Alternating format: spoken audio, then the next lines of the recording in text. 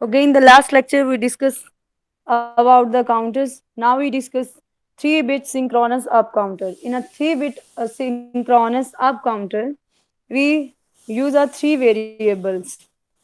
Three variables because counting its count are 0 to 7, 0 0 0 0 0 1 0 1 0 like this. So we need a three variables.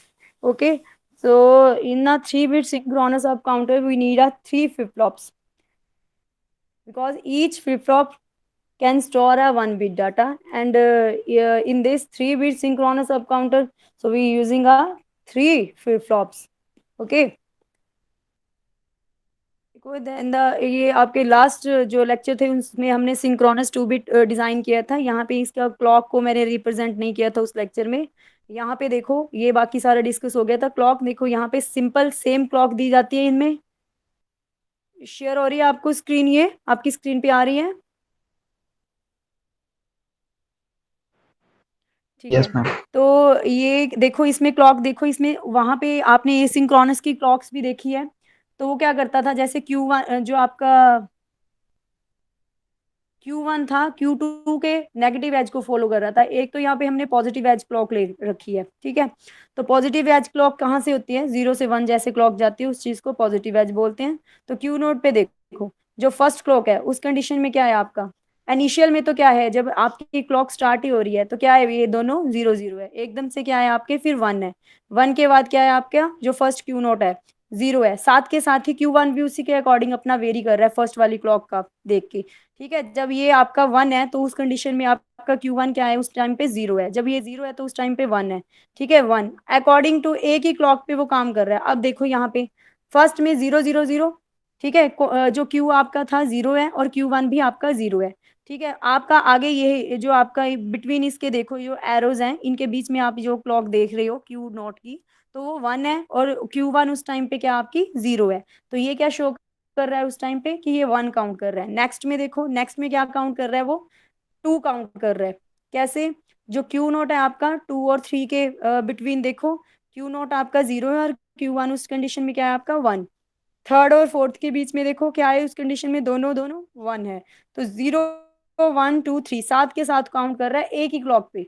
वहां पे क्या हो रहा था, हर बार हम नेगेटिव एज को ढूंढते थे क्यू नोट के Q1 के, फिर उसके अकॉर्डिंग उसकी आउटपुट की जो वेव फॉर्म्स थी तब वो बना रहे थे या नहीं बना रहे थे। तो ये सिंपल है ना उससे काफी। Yes ma'am. तो नेक्स्ट अभी हम करेंगे इससे आगे 3-बिट सिंक्रोनस बाइनरी काउंटर। ओके, तो ये मैं आपको पहले जैसे पहले डिजाइन करवाया था वैसे डिजाइन करवाती हूँ इसको। इसके लिए क्या चाहिए हमें, सबसे पहले एक्साइटेशन टेबल की जरूरत है। हाँ जी, एक्साइटेशन टेबल की जरूरत है ना। यस मैम, जरूरत पड़ी।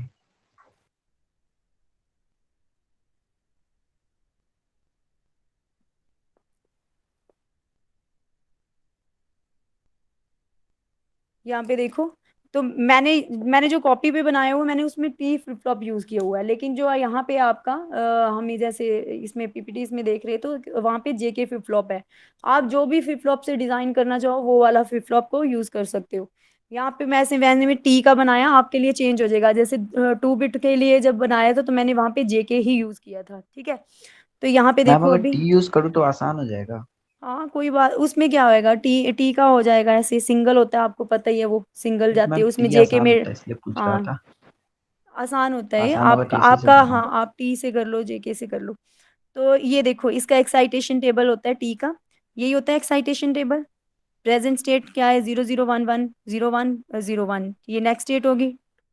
टी में क्या होता है, टॉगल 0 0 पे 0 ही रहता है, ठीक है, एज ए मेमोरी।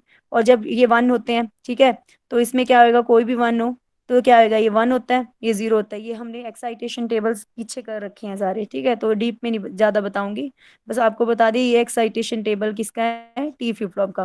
काउंट कैसे करेगा, 3-बिट सिंक्रोनस अप काउंटर है, 2 raise to power n, n क्या शो कर रहा है, number of flip flops.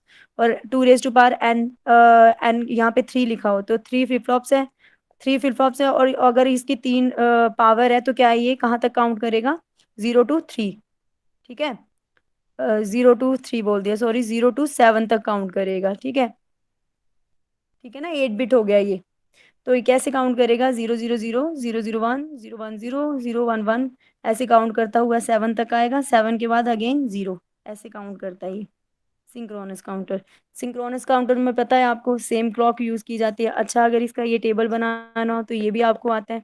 7 bit है तो ऑब्वियसली 0 टू 0 1 2 3 4 5 6 7 तक गया है ये सारा। ठीक है, तो इसको लिख लो यहाँ तक। 3 वेरिएबल्स यूज हो गए हैं ना, ए बी सी।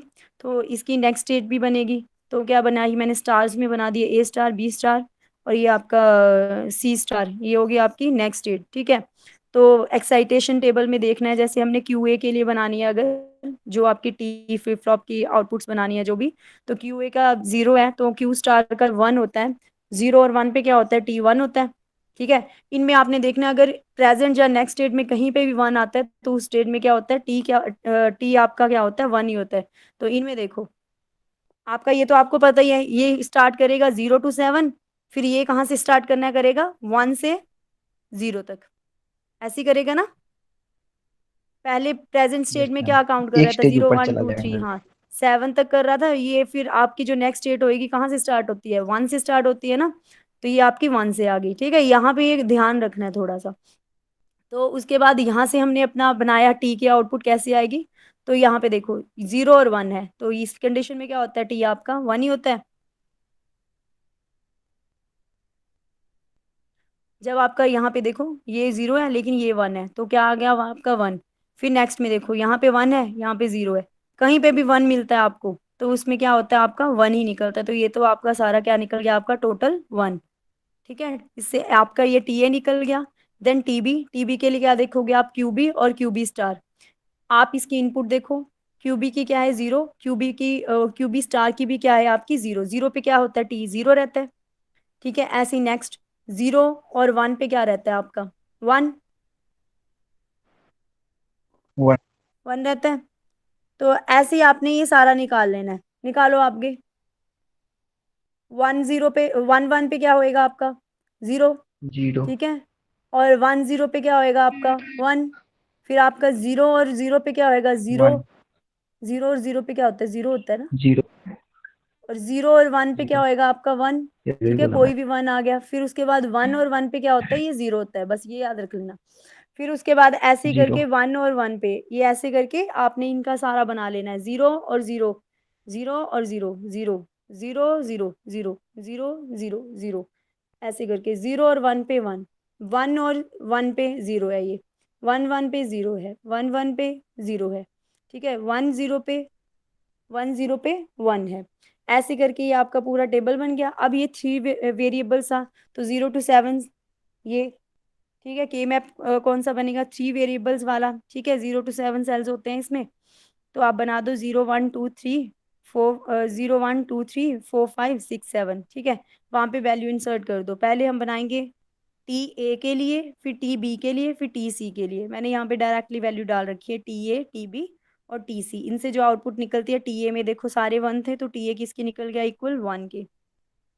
ठीक है, उसके बाद टी बी आपका क्यू ए के और टी सी आपका क्यू बी और क्यू ए के लगा दे दी। यहाँ पे आपका टी ए क्या था, आपका 1 था, ये 1 दे दिया। उसके बाद आपका टी क्या था,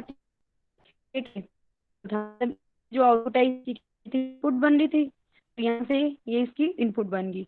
नेक्स्ट में क्या था आपका क्यूबी और क्यूए, क्या था मल्टीप्लिकेशन में है, तो क्यूए यहाँ से लिया, क्यूबी यहाँ से लिया। ठीक है, और यहाँ पे एंड गेट लगाया और इसकी आउटपुट टीसी में दे दी। ठीक है, और यहाँ से आपने आउटपुट ले ली।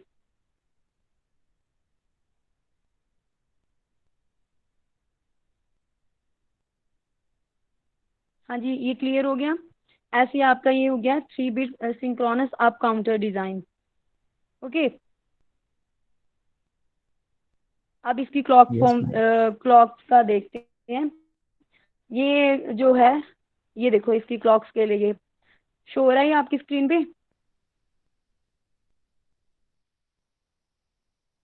हाँ जी, दिखाई नो दे रहे मैम। हैं। No ma'am.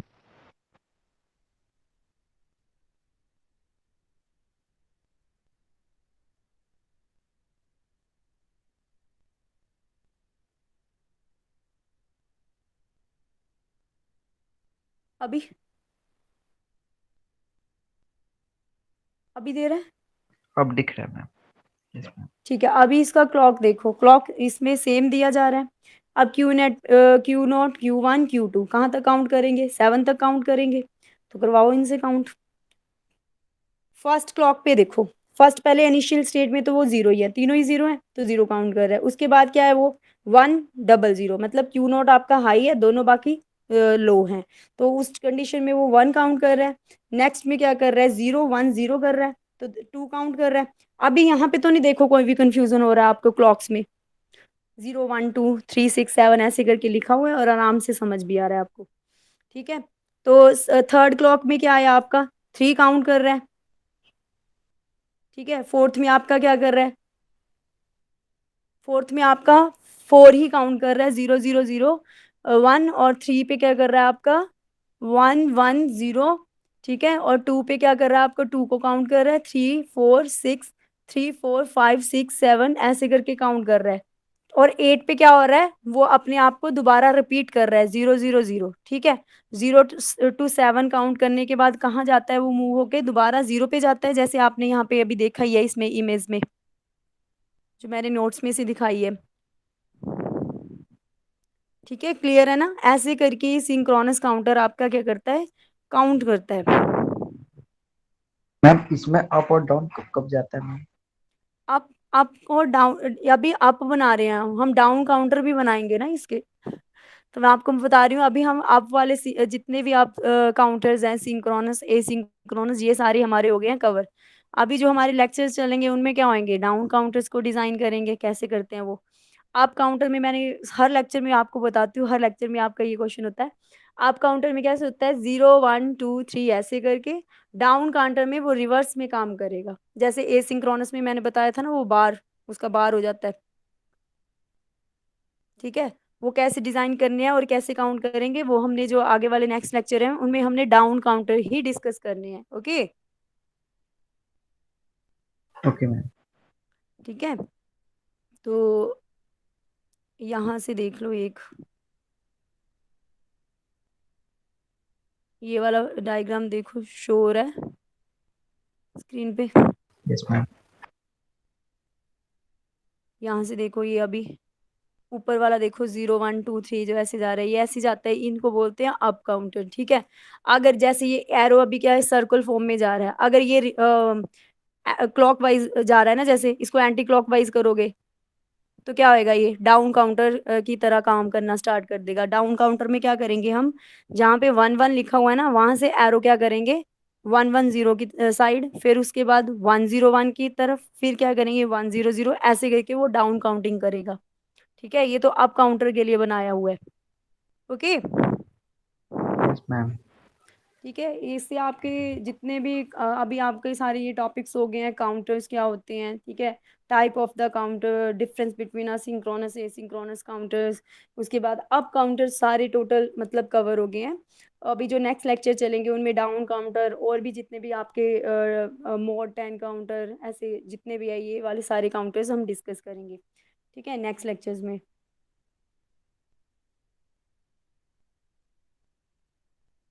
Okay, thank you for this lecture.